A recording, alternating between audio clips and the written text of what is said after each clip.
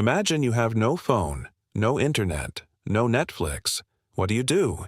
You pick something up and kick it, and somehow that became the most watched sport on planet Earth. This is the story of football, and it's wilder than you think. Let's go back over 3,000 years. The Mesoamericans, yes, the ancient ones, were already playing a game with a ball made out of rock. A rock.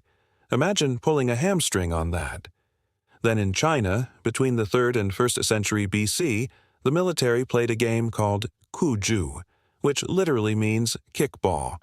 The goal was to kick a leather ball through a small hole in a piece of silk cloth fixed on bamboo canes hung about 9 meters above the ground. So, yes, the world's first football crossbar was basically a bamboo stick in the sky.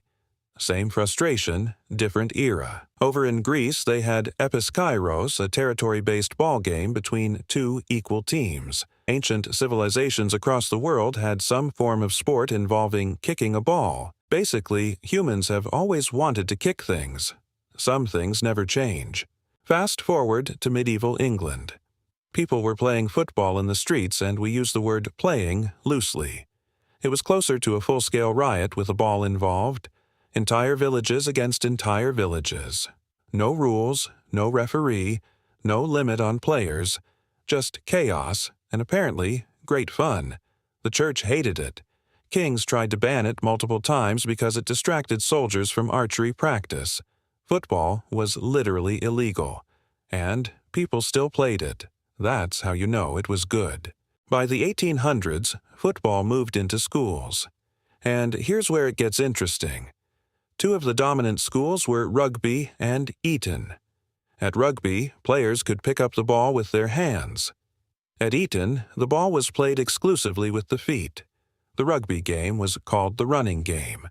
The Eton game was called the dribbling game. They literally couldn't agree on whether hands were allowed. Imagine that argument lasting decades. Actually, don't imagine it. It happened. The Cambridge Rules of 1848 were the first known set of laws officially laid down surrounding the game, but they still didn't settle everything. Then, finally, on October 26, 1863, a group of clubs met at the Freemasons' Tavern in London. The 13 rules that formally established association football were written by Ebenezer Cobb.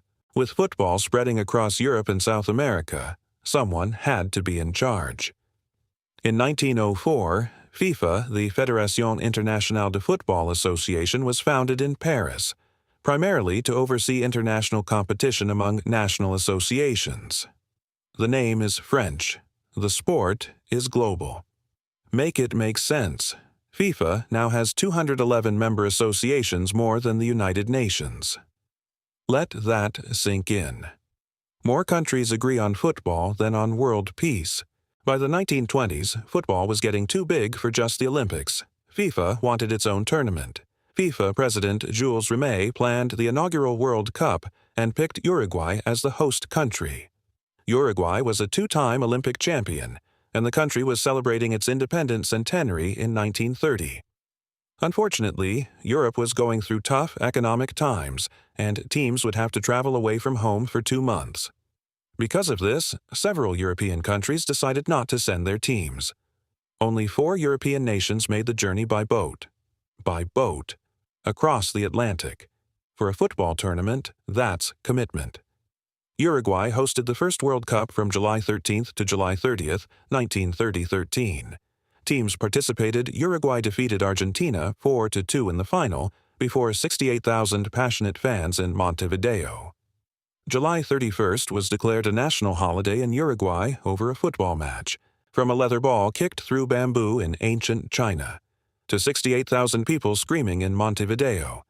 To billions watching on screens today, football didn't just become a sport, it became a language.